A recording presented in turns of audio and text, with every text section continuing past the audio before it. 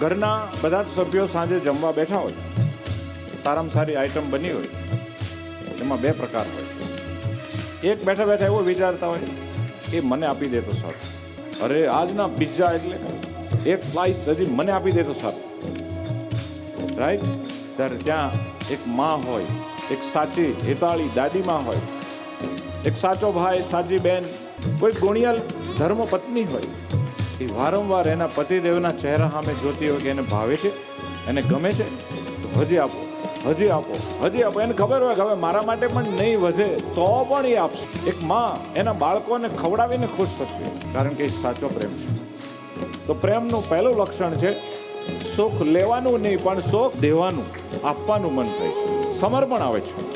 આપણી પાસે જે છે, હે મારા નાથ, હે મારા પ્રભુ, હે વાલા સંતો, તમારા માટે આ કુરબાન